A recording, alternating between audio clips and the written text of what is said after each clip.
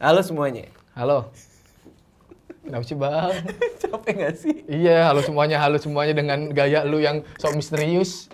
Emang Capricorn sok misterius ya? Gue mau tes psikopat sama lo, karena gue pernah dites sama Dedi kan. Gue gantian mau tes sama lo. Iya. Cuman karena lo udah nonton videonya Dedi, gue tahu lo pasti bisa jawab. Iya. Jadi gue akan tes psikopat ke lo dengan yang lain. Ya. Lo lagi jalan ke sebuah pasar. Ya, ini tesnya bikinan gue nih by the way. Lo jalan ke sebuah pasar, terus lo ngelihat ada ayam dijual. Ya kan? Terus lo bilang, "Bang, beli ayamnya." Terus si abangnya bilang, "Semuanya 2 juta." Terus lo bilang, "Ini sih biasanya harganya 5.000." Apa yang lo lakuin? Gue tawar. Psikopat lo. Apaan? Masa kan ini 2 juta? Masa nggak boleh tawar? Kalau kan itu namanya tawar-menawar. Lo tawar berapa? Gue tawar 5.000. Dia emang nggak boleh tawar 5.000. Kalau nggak boleh ya udah. Ya enggak lah. Kenapa? Kan ini jual ayam. Jual ayam. Dia jual ayam 2 juta. Terus gue tawar 5.000. Itu kan jauh banget. Dia Antara kenapa? 2 juta rupiah sama 5.000 rupiah, itu jawaban berarti lo nggak punya empati, lo psikopat. Lo psikopat. Terserah gue dong, kalau nggak dikasih ya udah. Di masa psikopat? Kan ada yang namanya tawar-menawar.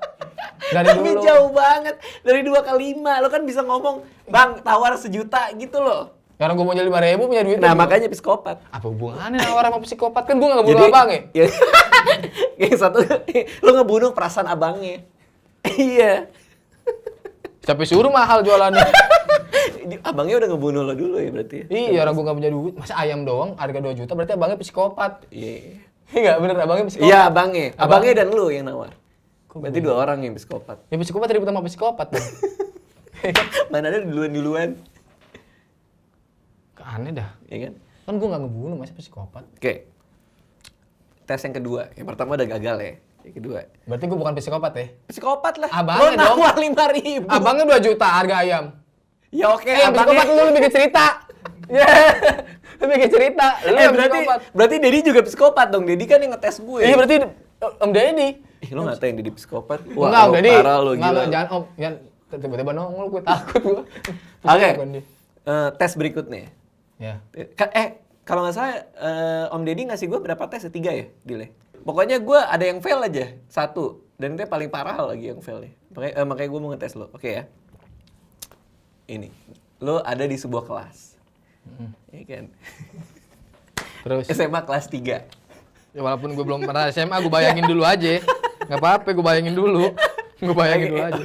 SMP deh pindah biar lebih gampang. Ya, SMP jangan lah. Ini orang ceritanya SMA, lo kok nawar jadi SMP? Gue nggak sulit ngebayangin SMA gue gimana. SMA. Bayangin lo SMP tapi lebih gede. Itu Ya SMA udah. tuh kayak gitu. Oke, Ya udah, gue bayangin nih. SMA udah. SMA kelas 3. Bagi-bagi rapot. Rapot tahu dong rapot? Ya tahu gue. Tahu kan? Rapot, bagi-bagi rapot. Lu ranking 2. Padahal yang ranking 1 itu lebih bodoh dari lu. Terus gurunya nanya, "Pandu, menurut kamu ini adil nggak?" Terus lu nggak jawab gurunya. Terus si anak yang ranking 1 datang ke lo terus nyalamin lo, "Pandu, selamat ya udah ranking 2. Apa yang lo lakuin? Terima aja sih. Ya udah sama-sama lu Enggak, lo ngomong apa? Ya udah selamat ya udah ranking 1. Psikopat. Apaan sih, itu kan berbuat baik. Enggak dong. Enggak. Masa gua gara-gara lu nih gua nggak ranking 1. Masa gitu? Enggak, karena lu tidak mikirin perasaan dia. Kalau dia orang bodoh terus ranking 1, dia akan menganggap dirinya pinter sehingga dia pasti akan di masyarakat pasti akan gagal karena dia nggak ada yang ngasih tahu dia kalau dia tuh tidak pantas buat dapetin ranking, ngerti nggak? Ya gurunya aja nggak bisa dibimbingnya, kenapa ngasih? Lu guru, kenapa lu yang bodoh dikasih yang ranking 1, gua yang pinter kagak? Lu kan pas sama gurunya. Apaan sih? Pas sama gurunya kan lu nggak ngomong apa-apa. Gurunya udah dateng nih ke lu. Terus lu nggak ngomong apa-apa ke gurunya. Terus tiba-tiba yang ranking 1 nyamperin, "Selamat yang ranking 2." Iya. Ya gue sebagai yang baik, teman yang baik, ya selamat Kan ya. lebih pantas lu. Lu lebih pintar. Enggak dong, karena udah ketahuan hasilnya. Walaupun kan enggak pasti udah ketahuan hasilnya. Berarti psikopat? Si kampret itu yang ranking 1, udah goblok kenapa mau terima ranking 1?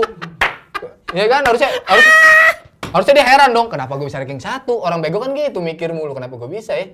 Iya. Kenapa dia tiba-tiba nyelamatin gue? Berarti emang kurang ajar, bikin sakit hati. Iya. Iya kan? Iya, berarti tadi jangan-jangan nih anaknya si tukang ayam. Iya kan? Turunan tuh. Iya bener-bener. Ini tes terakhir ya. Ini yang paling susah nih. Berarti gue bukan psikopat dong? Yang ini bukan. Iya. Ini tes paling susah nih. Emang bikin emosi, emang mancing-mancing biar gue psikopat. Cuma nggak salah lu, orang nggak salah nyelamatin, terus gue berbuat baik apa yang lu ajarin ke gue supaya berbuat baik. Mungkin kalau dulu iya, apa sih lu gue gituin. Sekarang kan berbuat baik gue sama lu. Ini tes ya, tes yang terakhir nih. Ini paling susah nih. Lu punya mantan pacar. Mantan lo ini nyelingkuhin lo. Terus dia nikah. Tiba-tiba nikah tanpa sepengetahuan gue. Dia nikah tanpa sepengetahuan lo. Lo datang ke nikahannya. Iya. Lo peluk ibunya, lo nangis. Di tangan lo itu lo bawa kado. Segede ini. Iya. Pas di depan dia, lo buka kadonya, lo giniin. Isinya apa? Nggak tahu. Kan di jalan cerita lu nggak dikasih tahu. Ya, makanya lu dalam imajinasi lo ketika Ibunya dibuka. nangis pas ngeliat kado gue. Jadi lo datang bawa kado.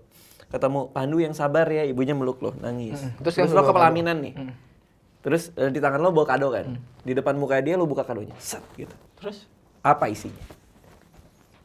Sesuai imajinasi lo. Apaan nih? Kaos? Gambarnya? Nggak tahu gue. Kalau gue nggak pernah dateng dengan Ya mantan kaos. sih. Warnanya? Ya gue kasih aja. Inilah spray lah buat dia tidur lah sama suaminya. Warnanya? Merah. Psikopat. Jadi biru. Tambah psikopat. Karena biru lebam. Dalam kepala lo mukulin dia. Ya udah merah aja, udah darah dah, keluar darah sekalian udah. Nggak usah lebam-lebam, langsung gue bunuh mati. Apaan sih? Orang berbuat baik dari psikopat, aneh banget dah. Itu alam bawah sadar lo tuh kayak merah. Oh darah nih, gue mau darahnya dia. Ngerti gak? Iya kan? Lo ganti biru. Terus putih apa putih? Cat. Enggak putih. Putih bener lo orang baik. Kenapa lo nggak bilang putih di awal? Putih orang baik. Iya, berarti kan lo nggak spray yang normal kan putih. Merah itu berarti si mantan gue nikahnya sama jenderal. Kan merah itu jenderal, gue kasih merah. Darah itu merah jenderal. Iya kan? Dia suaminya Nggak, jenderal. bukan merah itu jenderal. Darah itu merah jenderal. Iya. Iya. Dari nggak tahu udah pusing gue. Kayak gue berbuat baik dah bang. Kenapa gue jadi psikopat? Tapi kontennya bukan itu. Ya. Kenapa lu ngetes gua mau jadi psikopat. Enggak, gua orang baik. Oke, kontennya ya. Baik gua. 3 psikopat yang lebih seram dari Joker. Joker nggak serem? Lo udah nonton Joker belum? Udah. Kenapa nggak serem menurut lo? Karena Dia cuma ketawa-ketawa doang. merasa diri gua di dia. Serius? Suka ketawa sendiri nggak jelas gitu. Suka stand up juga. Iya nggak lucu juga. Oh iya, diundang ke TV terus lo bunuh hostnya. Iya nggak gitu dong. Enggak itu gua nggak ketemu lu. Enggak sih. Enggak sih, apa ya? Tapi menurut gue Joker cuma salah diartiin aja sih. Orang salah paham aja sama dia. Jokernya yang salah paham. Orangnya juga dong. Karena dia nggak merasa ada orang yang selalu baik sama dia kan. Iya. Dan dia pas masih kecil disiksa lo, kasihan. Iya. Dia kan katanya diikat lah apalah. Iya sih. Enggak, menurut gue Joker filmnya biasa aja. Tapi karakternya Kuat keren. banget ya. Itu. Nah, ya udahlah. Ini 3 psikopat lah yang serem ya. Yang pertama adalah Yuka Takaoka. Kasus pasti Yuka, Jepang ya? Hah? Jepang kan? Orang Padang. Oka ada orang Padang masalahnya. Iya makanya. Yuka Takaoka. Kasus Yuka Takaoka viral pada bulan Mei 2019. Oh baru nih. Baru dong. Lantaran gadis berusia 21 tahun ini berparas manis menusuk pacarnya, Phoenix Luna. Nama pacarnya aneh juga. Kok kayak cewek? Ini cewek pacaran sama cewek? Enggak, cowok. Yang cowok yang mana? Yang Yuka. Phoenix. Oh. Phoenix.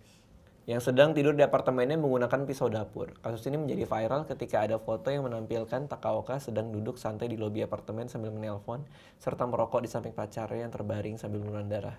Dan 2 polisi sedang mendekatinya. Kronologinya, Phoenix Luna merupakan seorang host sebuah klub yang didatangi Yuka. Mereka semakin dekat dan sering kencan. Yuka sempat memesan Phoenix Luna untuk menjadi host di suatu klub pada tanggal 23 Mei 2019. Phoenix Luna berencana untuk membersihkan apartemen Yuka berada di Shinjuku. Terlambat 3 jam karena pekerjaan. Setelah sampai di apartemen, Yuka bukannya bersih-bersih, Phoenix justru mandi dan akhirnya tertidur. Penusukan terjadi saat dia tidur. Gila, serem banget ya. Lu bayangin gak sih lagi Lagi di apartemen dia pacar, tidur, tidur tiba-tiba jep gitu kan. Tidur selama aja. Iya. pengen tidur selama aja. Iya, dikira tindihan kali ya. Iya enggak sih? Ini gue tahu nih, sempat viral di Twitter. Oh iya? Cewek yang ngebunuh. Cewek kan? Yang nusuk. Yang nusuk orang Jepang, bener. Oh, ini keterangan. Telanjang nggak? Iya telanjang. Telanjang kan? Nggak telanjang, dia cuma pakai celana pendek. Seolah-olah telanjang. Soalnya iya. Ini keterangan dari si cowoknya nih. Aku merasa tidak nyaman di perut. Ya iya dong, mana ada pisau nempel, lu nyaman. Ya, Aku merasa tidak nyaman di perut dan melihat ada pisau menancap dan darah di mana-mana. nggak tahu Anehnya lagi aku tidak merasa sakit. Aku nggak merasa sakit. Tapi aku kayak terkejut. Jadi aku bangun dari tempat tidur kabur. Yuka mengejarku. Aku pikir aku mati saat itu. dia nggak sakit, mungkin dites lagi kali ya. Maksudnya? Yang tadinya sebelah kiri dites yang sebelah kanan, sakit nggak ya sama pacarnya? Aku biasa aja ya. Iya biasanya serap 2 kali. Ya kan dia ngakuin sendiri. Iya. Phoenix Luna berhasil masuk lift menuju lobi, namun sampai di lobi dia kehilangan kesadaran. Yuka mengira Phoenix sudah mati dan berencana untuk bunuh diri, namun dihalangi orang lain. Yang orang lainnya memanggil polisi. Motif Yuka menusuk Phoenix membuat geger. Yuka sangat mencintai Phoenix dan tidak ingin melihatnya bersama perempuan lain. Oh, cemburu. Yuka berencana untuk bunuh diri setelah Phoenix mati karena menurutnya cuma itu membuat mereka tetap bersama. Phoenix selamat dari penikaman ini dan tidak dendam sama Yuka, bahkan penjualan di bar meningkat karena kasus ini. Bucinnya terlalu parah. Parah ya. Yang kedua, coba nih, lo yang baca. Rodney Alcala, The Dating Game Killer. Oh dia ngedate di permainan killer pembunuhan. Bukan. Hah? Itu kayak dating game killer, dia pembunuh yang sempat ikut dating game. Dating itu permainan ngedate. Kayak Take Me Out gitu. Oh. Cari-cari Rodney jodoh. Alcala lahir dari San Francisco. San Francisco. Lahir di San Antonio.